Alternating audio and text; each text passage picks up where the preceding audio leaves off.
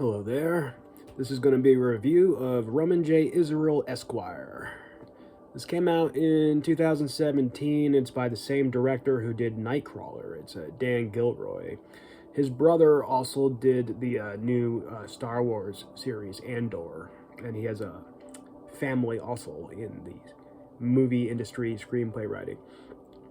So, this movie, what is appealing about it may not be apparent by the trailer, but if you've ever felt like someone who was just a very unique soul who cared about something that was so vital that the whole world seemed to willfully decide to ignore because its system values ignorance and actually pays you off, you get more monetarily rewarded for such, this is a movie for you. If you ever felt like an eccentric creature, an eccentric cat, that is exactly what the character Roman J. Israel is. And it's really nice to see Denzel Washington play such a weird, kind of bizarre character. He has his usual fire in pretty much every Denzel Washington film, but instead he's kind of an old, burned out, yet still determined savant who, for him, it feels like he's the only one who cares and is fighting for a particular cause. He plays a lawyer. That cause is he is a criminal defense attorney. And it turns out that a lot of these so-called criminals, they might have had one minor offense in their lives, are being threatened for 30-year sentences and might have to accept 10-year sentences. And it's not considered that they might have been raised in very oppressive circumstances where poverty drives people to desperation. And it's even basically the legal system, yeah, it rewards lawyers for winning, not for caring about humanity. So that's the basis. Denzel Washington got an Academy nominee for Best Actor. And what's interesting about this film is you've got a really quirky character, very unusual. He's obviously different from his surroundings. We're not used to seeing Denzel Washington play characters like this.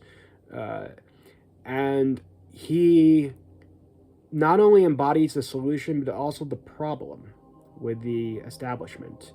I think from now on, I'm just going to say spoilers, because that is what I really want to do with a lot of these film reviews. I don't really care about telling you about the synopsis. So, if you haven't watched the movie yet, well, go watch it now and come back here now once you're done.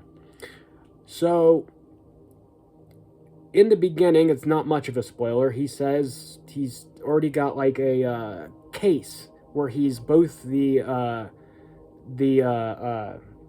defense and the offense, or the prosecutor, and he studied both. He studied the law so much that he can memorize much of the history of all the cases that he's ever looked at. So it makes sense why he would be both the prosecutor and the defense, but he also betrays his moral code, his ethics, and that's later revealed just how deeply he does that. The thing, it might be a little harsh, I think, to treat him as if he is the problem because he betrayed his moral code, because we see the system closing in on his life. He literally has had to accept less pay in order to find a lawyer who actually cares to team up with him for this cause. He's willing to not be a sellout, and this is why he tends to call most people in his environment sellouts, even though he may be a little blanket statement about that with the people around him. But his environment is, his reality is, most people are sellouts.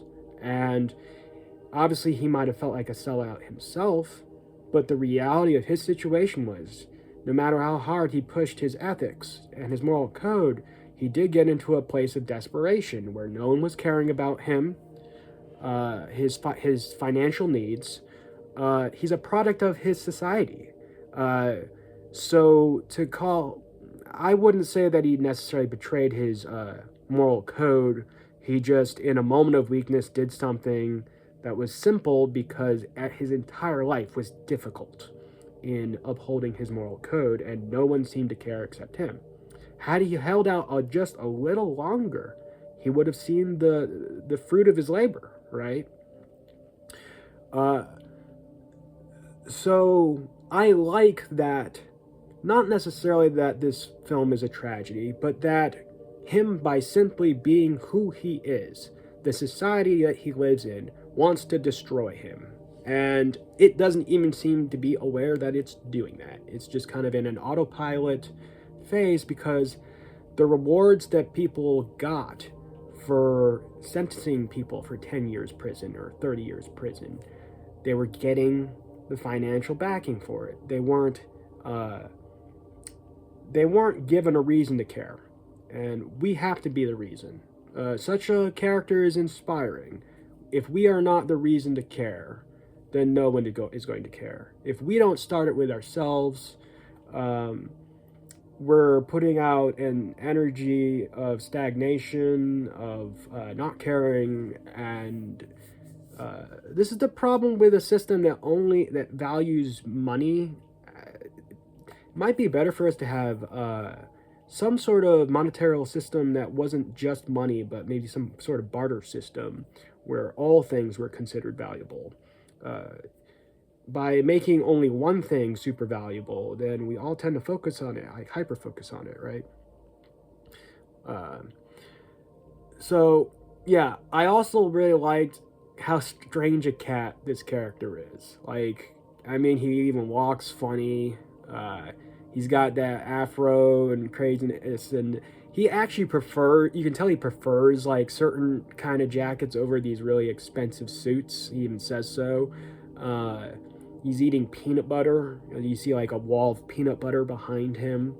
And you've got like soul music to like ominous like sounds and trains and vibes throughout the series, which is a very strange mixture.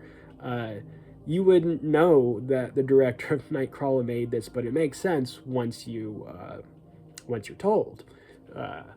So I also really like how this movie embodied principles above all else. It's not a flashy film. That's why the trailer doesn't do it justice.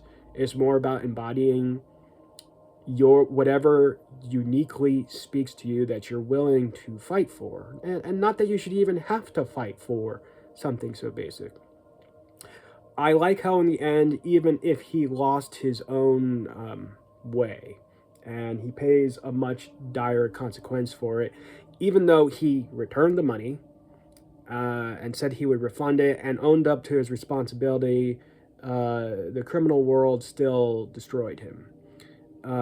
It just shows you how both worlds, the legal system that tries to destroy you and the criminal world that will try to destroy you, are behaving similarly. They're reflections of each other. They're part of the same problem. So despite that, Roman J. Israel Esquire, it's a title about a knight, squire, Esquire, someone who is not quite a knight but on their way, he still won the war. He still won because he found a lawyer who was energized and young that he could inject all of his knowledge into, and his passion, his humanitarianism. And you do see him open up this giant case of, there's just something so satisfying about him opening like this really big bulky case with all this paperwork. You know, a man died for this. You know, a man was willing to put it all on the line. I particularly like also the scene that really shows you who Roman J. Israel is when he puts a card on a person who might be dead, because if you didn't put any sort of sense of identity on him, and he stands up to some police officers, I mean, you saw the movie by now, he's willing to put himself in trouble to be there for his fellow man, even if he doesn't know who they are. That's a humanitarian. And we need more of that in this world.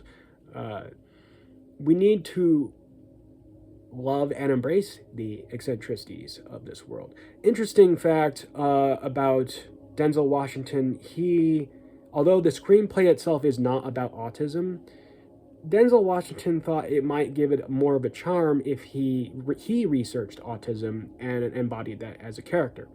I'm glad that they didn't put it in the script, because I don't want people to think, oh, he's autistic, of course, that's why he's a savant, and then kind of like zero in on the idea that there's something wrong with him. I like that it was sort of an afterthought to just kind of make him have it like peculiar quirks, right? Anyway, let me know what you think of this. What you thought of the movie, if you liked it or you didn't like it for whatever reason. I just really like movies that you got a character who is a certain energy that's not being well represented and the world is trying to destroy it. I relate with that. I've had that happen in my life so many times, and I still live it. A lot of artists go through this. A lot of artists they're portrayed in a lot of film as if they're crazy, but I think Roman J. Israel kind of shows you how there's sort of a madness in the world that is in denial that it is in madness, and it imposes itself onto such unique individuals, and they seem crazy because they don't want to go along with it. So, anyway, I think that's the main points of what I had to say about this movie, why I enjoyed it so much. It's about justice, but also a person who is trying to uphold justice and is a very deeply flawed being. I mean, I don't even think deeply. In reality, to like what kind of burden he was holding, he didn't do a whole lot wrong with, we don't see years of his life in the legal expertise, right? Him being behind the scenes, behind the curtain, he was in a room by himself for years because he cared about this stuff, Anyway, that's all for now. I hope you enjoyed this review. Let me know what you think, and have a lovely day or evening.